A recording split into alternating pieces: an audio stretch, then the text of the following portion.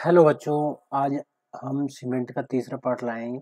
इस वीडियो में कोशिश करेंगे जो बोक कंपाउंड जो हमने try calcium silicate calcium silicate जो पूरे किए थे वो तो पूरे कर लिए, लेकिन कुछ बोक कंपाउंड दो और रह गए थे। एक तो ट्राई कैल्शियम एल्यूमिनेट और आपका C4AF वाला। ठीक है, ये दो बोक कंपाउंड है और इस वीडियो में कोशिश करेंगे कि सीमेंट के पूरी खत्म हो जाए।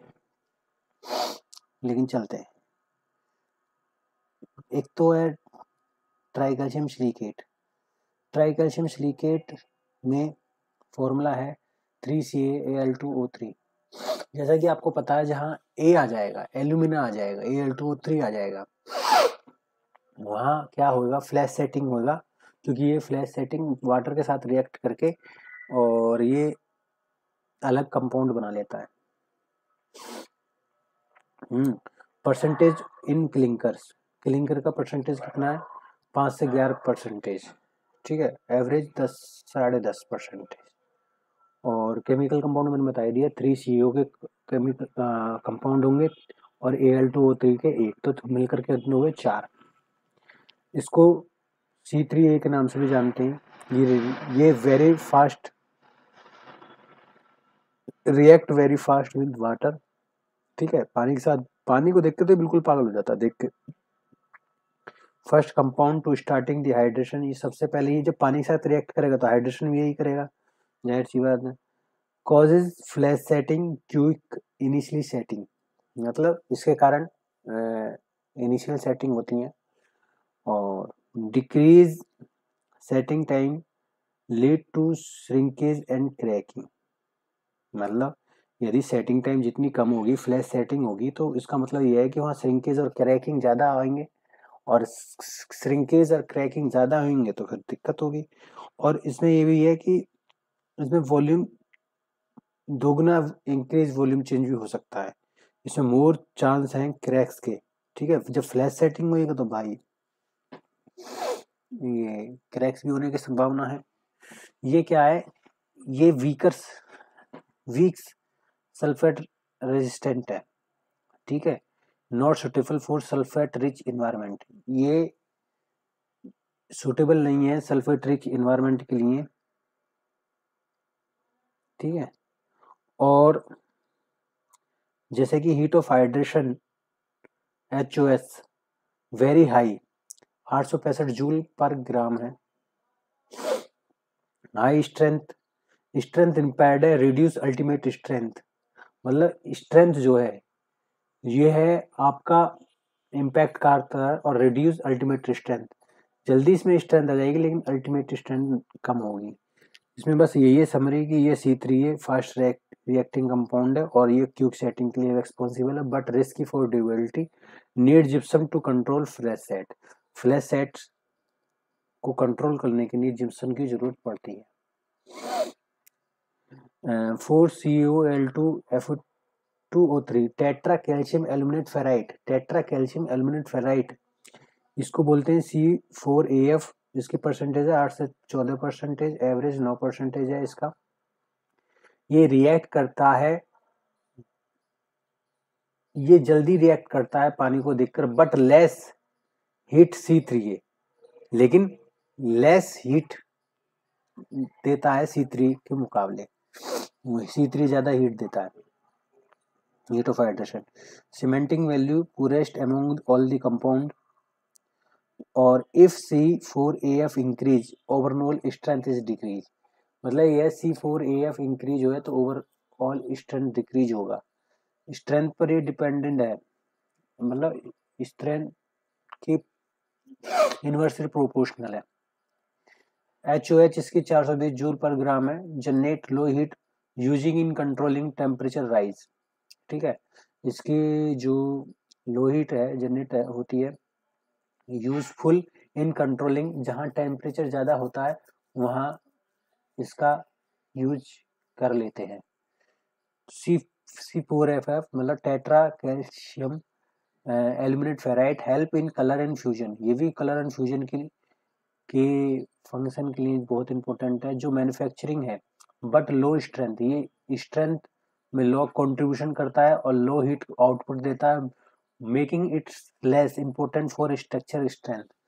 इसलिए इसको स्ट्रक्चर स्ट्रेंथ में कम इम्पोर्टेंस दी जाती है। When cement reactive with water is formed a gel, जब पानी के साथ सीमेंट रिएक्ट करता है तो CHS मतलब कैल्शियम सिलिकेट हाइड्राइड और टोबरमोनाइट जेल बनता है। जो टोबरमोनाइट जेल है वही एल्कलीज और इन्फ्लोरेंस के लिए रिस्पॉन्सिबल है। देखो आते this reaction are highly exothermic, releasing a lot of heat. पे जहाँ कैल्शियम होगा वहाँ जाहिर सी बात है वहाँ तो लॉट ऑफ हीट रिलीज होगी, है ना। Only C3S, tricalcium silicate, and C2S, dicalcium silicate, react with water to form CHS gel, which provide strength and increase the density of the cement as a set. ठीक है, but with CHS gel, hydroxide मतलब ये जो है COHS का whole twice is formed is by a product. मतलब यदि आप C3S C2S के साथ पानी मिला रहे हैं तो ये तो आपका बनेगा ही बनेगा। क्या कहते हैं CSS जेल, टोबरमाइट जेल, तो ये तो बनेगा ही बनेगा। लेकिन इसके साथ क्या बनेगा बाय प्रोडक्ट, कैल्शियम हाइड्रोक्साइड भी बनेगा। CaOH मतलब हाइड्रोक्साइड, कैल्शियम हाइड्रोक्साइड, ये अनडिजायरेबल है because it can be used sulphate attack और रिड्यूस ड्यूरेबिलिटी। ये हमारे सीमेंट की ड्यूरेबिलिटी को घटाता है और ये अनडाइजेबल है और सल्फर अटैक से ये हमें प्रभावित करता है हमारे सीमेंट को। C2S is better than C3S in the long term because it is produce less CaOS को होल ट्वाइस। मतलब C2S जो है वह कम मात्रा में CaOH का होल ट्वाइस मतलब कैल्शियम हाइड्रोक्साइड कम मात्रा में बनाता है, C3S ज्यादा मात्रा में बनाता है। ठीक है, ठीक है। और C3S में क्या है आपका, मैं आपको बता देता हूं।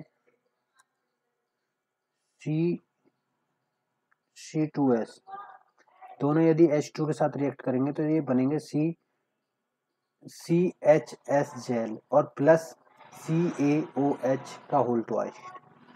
तो यदि C3S के साथ रिएक्ट हो रहा है तो ये कम मात्रा में बनेगा, C2S के साथ पानी के साथ रिएक्ट हो रहा है तो ये ज्यादा मात्रा में होगा। और यदि ये जब कम मात्रा में है तो ये ज्यादा मात्रा में होगा और ये ज्यादा मात्रा में है तो ये कम मात्रा में होगा।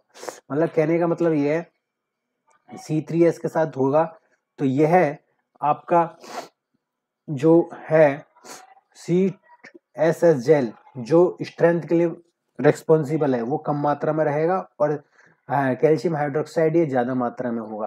तो कैल्शियम हाइड्रोक्साइड वैसे ही हमारे सीमेंट के लिए क्या है, बेनिफिट नहीं है क्योंकि ये अनडिजायरेबल है और सल्फेट अटैक और रिड्यूस्ड ड्यूरेबिलिटी से करता है।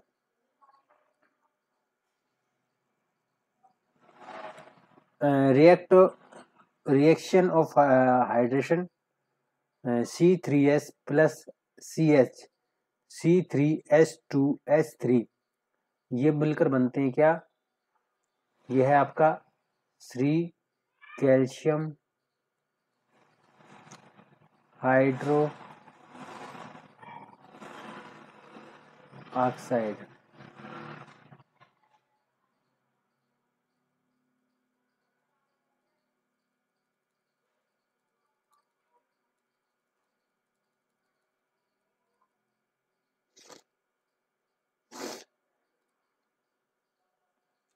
अभी बताते हैं।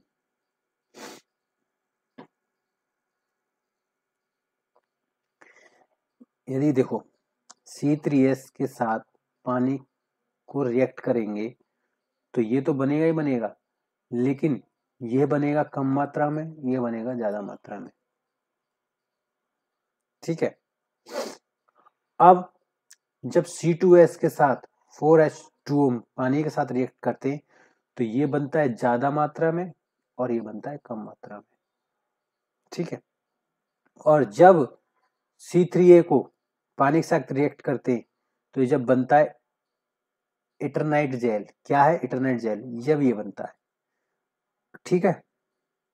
और जब C3HClF4 प्लस H2O, मतलब कहने का मतलब ये है, ये जिप्सम है बेटा, कुछ नहीं है।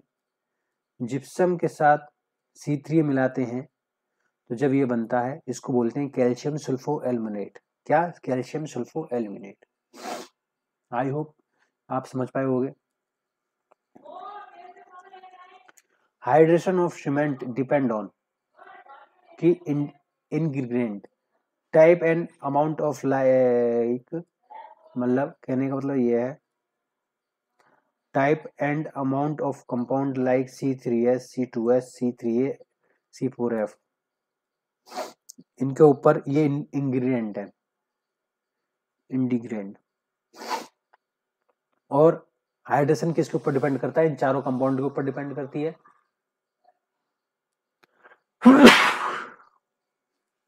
सॉरी, जितना फाइनेस्ट सीमेंट होगा, इतना सरफेस एरिया ज्यादा होगा और इतना फास्टर रिएक्शन करेगा पानी के साथ। जितना ज्यादा टेम्परेचर होगा, इतना फास्टर हाइड्रेशन होगा। और useful in cold weather concreting के लिए बहुत ज्यादा इंपॉर्टेंट है। देखो ये बहुत ज्यादा टेबल इंपॉर्टेंट है, ये समझ लीजिए कि order of heat of hydration,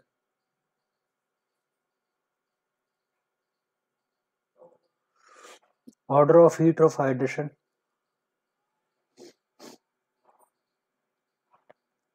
tri calcium aluminate जो हीट ऑफ हाइड्रेशन है 865 joule per gram. Tri calcium silicate 500 joule per gram. Tetra calcium aluminate ferrite ये है 420 joule per gram. Di calcium silicate 260 joule per gram. सबसे ज्यादा heat of hydration मतलब कि पर ग्राम, यदि हमने 1 ग्राम सीमेंट लिया और हम ये देखना चाह रहे हैं कि यदि हम उसे पानी के साथ रिएक्ट करने के बाद उसमें कितनी हीट निकलेगी, तो सबसे ज्यादा कैल्शियम निकलेगी ट्राई कैल्शियम एल्यूमिनेट में। किसमें? ट्राई कैल्शियम एल्यूमिनेट में। फिर निकलेगी ट्राई कैल्शियम सिलिकेट में, फिर टेट्रा कैल्शियम एल्यूमिनेट फेराइट में, फिर डाई कैल्शियम सिलिकेट में। ठीक है, सबसे ज्यादा जो निकलती है, जो पानी के साथ जल्दी रिएक्ट करता है, C3, फिर है जो स्ट्रेंथ के लिए रिस्पॉन्सिबल है ये ट्राई कैल्शियम सिलिकेट, फिर ये C4F, फिर C2S। ए वाले तो भाई जरूर होंगे, ये तो जरूर क्या ज्यादा हीट देंगे क्योंकि ये पानी के साथ जल्दी रिएक्ट करते हैं और जल्दी काम शैतान का तो ज्यादा हीट निकलेगी। अब आते C3A रिलीज मोस्ट हीट, है ना, important in early strength but risky in mass concreting. Mass concreting यदि करोगे तो C3A बहुत रिस्की है। C2S जो है वो least ideal long term strength के लिए रिस्पॉन्सिबल है और लो हीट एप्लीकेशन के लिए। ठीक है, order of rate of hydration, speed of reaction, mass of compound पर सेकंड, मतलब ये कह रहा है कि यदि 1 सेकंड में स्पीड देखना चाह रहे हो रिएक्शन की मास कंपाउंड में कि किसने सबसे ज्यादा और सबसे जल्दी रिएक्ट करा पानी के साथ, तो वो होगा C4F। क्या? C4AF। ठीक है, फिर होगा C3A, फिर C3S, फिर C2S। तो ये है, ये आपका इसमें चार्ट भी है कि C4F, C3A, C2S और ये C2S। ठीक है, लॉन्ग टर्म के लिए। मतलब कहने का मतलब यदि 1 सेकंड है आपके पास, 1 सेकंड में रिएक्शन तो ज्यादा तेजी से कर ही रहा है। रिएक्शन तो हमें पता है कि वो C3A करेंगे या C4AF करेंगे, लेकिन सब रिएक्ट भी कर रहे हैं और मास अमाउंट में, सबसे ज्यादा अमाउंट में रिएक्ट कर रहे हैं। ठीक है, आप चलते हैं पर ऑर्डर ऑफ स्ट्रेंथ ऑफ, तो देखो ऑर्डर में तो सबसे पहले C3S बहुत अच्छा स्ट्रेंथ देता है, फिर C2S देगा, फिर उसके बाद C3A, फिर C4AF। ये रेस्पॉन्सिबल है मतलब स्ट्रेंथ के लिए। सबसे पहले कौन देगा? C3S। C3S अर्ली स्ट्रेंथ के लिए रिस्पॉन्सिबल है विद इन 7 दिन के लिए, और लेटर स्ट्रेंथ जो आफ्टर 28 दिन के बाद जो स्ट्रेंथ देता है वो C2S देता है। अब जो C3A है, C4AF है, ये contributor less of overload strength के लिए, स्ट्रेंथ के लिए इतने रेस्पॉन्सिबल नहीं है, कंट्रीब्यूट भी नहीं करते इतना, लेकिन ऑर्डर ऑफ सेटिंग टाइम, मतलब कि पानी में मिक्सिंग के बाद कितनी जल्दी कौन हार्ड होता है, तो C3A सबसे पानी के साथ रिएक्ट होगा और फ्लैश सेटिंग करेगा और हार्ड करेगा, फिर C4AF, फिर C3S, फिर C2S। ठीक है।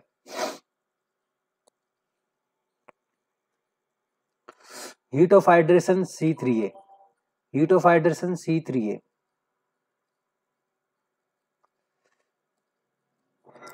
स्लोवेस्ट और lowest C2S, rate of hydration C3A, सबसे ज्यादा रेट ऑफ हाइड्रेशन कौन सबसे फास्ट करेगा, C3A, और स्लोवेस्ट C2S। स्ट्रेंथ कौन देगा सबसे ज्यादा, फास्टेस्ट C3S, और स्लोवेस्ट कौन देगा स्ट्रेंथ, वो C4AF। सेटिंग टाइम सब में ज्यादा, सब में फास्ट कौन करेगा, C3A, और सब में स्लो कौन करेगा सेटिंग टाइम, C2S। ये समरी टेबल है आपकी।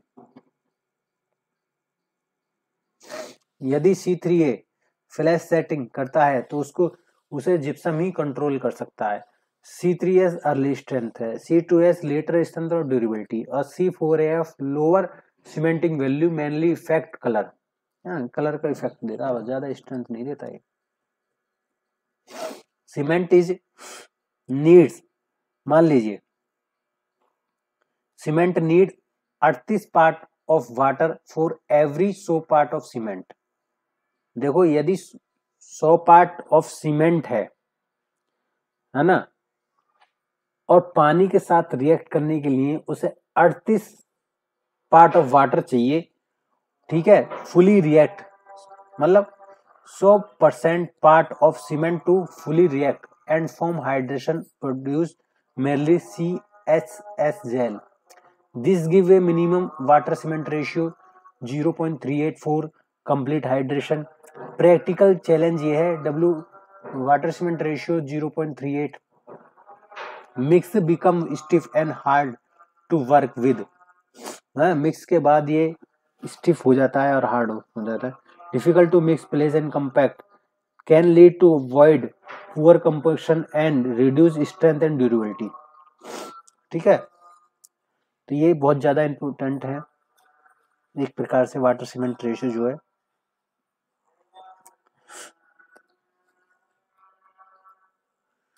देखो इसमें है वाटर रिक्वायर्ड, समझो वाटर रिक्वायर्ड में जो पानी चाहिए, जो बाउंडेड के लिए 23% चाहिए, जिससे हम C3S C2S जो बनाते हैं। जो फ्री जेल है वो 15% चाहिए, टोटल 38% हमें पानी चाहिए सीमेंट में। देखो सीमेंट में 23% तो हमें C3S C2S के साथ रिएक्ट करने के लिए चाहिए, बाकी फ्री जेल भी चाहिए जो उन दोनों के पोरों के बीच में रहेगा पानी को। Sulphate attack, when sulfate attack chemical reaction, when sulfate ion into contact is a hardness cement paste, then react with calcium hydroxide bicarbonate of cement hydration, tricalcium aluminate एक compound is a cement clinker। जैसा कि आप सब जानते हैं calcium hydroxide bicarbonate है cement hydration का, और ट्राइकैल्शियम एल्यूमिनेट है ये आपका कंपाउंड है सीमेंट क्लिंकर का। तो फॉर्मेशन ऑफ एट्रिड जेल जो ये है वह कॉज करता है एक्सपेंशन एंड क्रैकिंग को, lead to loose of strength spacing decoration of concrete. ठीक है, definition sulphate attack, sulphate attack is a chemical reaction between sulfate ion from external source or added gypsum and tricalcium aluminate is cement. This reaction form a eternite and expansion compound that can cause cracking, spelling, loss of strength in concrete. Chemical reaction formation of eternite C3A में मिलाते हम gypsum, और gypsum के बाद ये बनता है। ठीक है, वेयर इज ए ये सल्फेट आयन है। ठीक है, एटरनाइट जेल जिसे बोलते हैं एटरनाइट जेल। एटरनाइट जेल क्यों हार्मफुल है, क्योंकि ये एक्सपेंड करता है। ठीक है, और after setting is a internal pressure, ये इंटरनल प्रेशर देता है। This read cracking, disintegration, loss durability, ठीक है। सल्फेट अटैक से बचने के लिए C3A की मात्रा कम रखनी चाहिए, प्रॉपर क्यूरिंग की जानी चाहिए, लो परमिलिटी होनी चाहिए, अवॉइड सल्फेट रिच, मतलब जैसे ऐसी कोई सॉइल है जहां पर सल्फेट की मात्रा ज्यादा है तो उनसे बचना चाहिए। ब्रिक्स, सोर्स ऑफ सल्फेट के कौन कौन से सोर्स हैं, कहाँ कहाँ से मिल सकती है सल्फेट? ब्रिक्स में से मिल सकते हैं, एग्रीगेट से, सॉइल से, ग्राउंड वाटर से, सी वाटर से, सीवर से, इंडस्ट्रियल वेस्ट से, ये आपकी मिल सकती है। देखो when sulphate attack, specially magnesium sulphate from soil of water into contact in calcium hydroxide present in hydrated cement, this react form to gypsum। देखो केमिकल रिएक्शन ये है और इसमें एक्सटर्नल सल्फेट सोर्स है फ्रॉम जिप्सम हाइड्रेशन और बोरोनाइट बनता है। और बोरोनाइट जो है ना ये भी बहुत हार्मफुल है हमारी सीमेंट के लिए। देखो कैसे, ये कैपिलरी पोर्स में घुस जाता है और रिड्यूस परमिलिटी करता है। लोअर परमिलिटी के कारण trap moisture and chemical acylation degradation होता है। बोरोलाइट is weak and non cementitious है, जो रिप्लेस करता है CHS जेल को और lead to weakness to cement matrix. इसलिए हम कोशिश करते हैं कि मैग्नीशिया की मात्रा कम हो। ये है आपका सल्फेट अटैक, ठीक है। सल्फेट अटैक जो है ये सॉलिड वर्सेस वाटर सल्फेट के बीच में देखते हैं। सॉलिड जल लैक्स reactive, do not cause severe damage. Water soluble sulphate ज्यादा हाईली रिएक्टिव है क्योंकि ये डिसॉल्व हो जाते हैं पानी के साथ और पेनिट्रेट करते हैं कंक्रीट में और reacting with cement compound causing expansion, ये हमारे एक्सपेंशन कर जाते हैं या उनको खराब करेंगे सीमेंट को। Hydration of cement, tri calcium aluminate react with water from tri aluminohydride, इसको बोलते हैं ट्राई एल्यूमिनोहाइड्राइड या इटरनाइट जेल।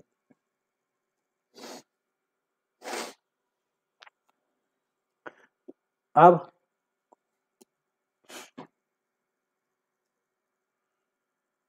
चलते हैं next.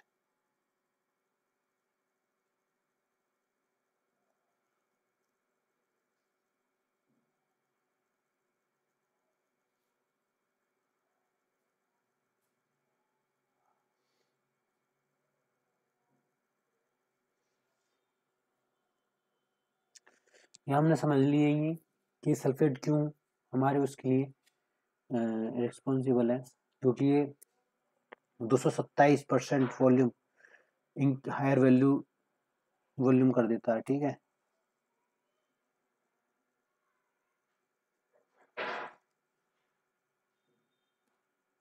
Water brown sulphate ion enter to concrete with CHS gel, magnesium and calcium is new compound form, calcium sulphonite, ये करता है 227% volume change कर देता है, एक्सपेंशन, इसलिए हम इसको कम रखने की कोशिश करते हैं।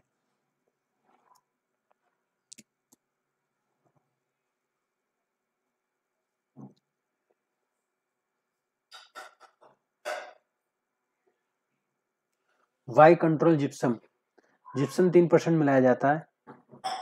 Gypsum is added during the cement grinding control setting, however axis gypsum यदि ज्यादा अमाउंट में मिलाएंगे तो इंक्रीज सल्फेट अटैक के चांस रहते हैं और प्रमोट एक्सपेंसिव इंटरनेट फॉर्मेशन बन जाता है, lead early expansion and cracking हो जाते हैं। और जिप्सम का कॉन्टैक्ट हम लिमिट 3% ही करते हैं क्योंकि बैलेंस वर्केबिलिटी और ड्यूरेबिलिटी के लिए। देखो वाई सीमेंट इज टेस्ट, देखो एंश्योर क्वालिटी और durability performance, cement is tested in determine its physical properties, finance, strength and setting time, chemical properties, safe and stable ingredient, workability and consistency to smooth construction purpose. तो cement हम test करते हैं हम। Resistant to environmental effect like sulfate attack, moisture testing help regulate manufacturing state, maintain standard quality and prevent structural failure in concrete and mortar।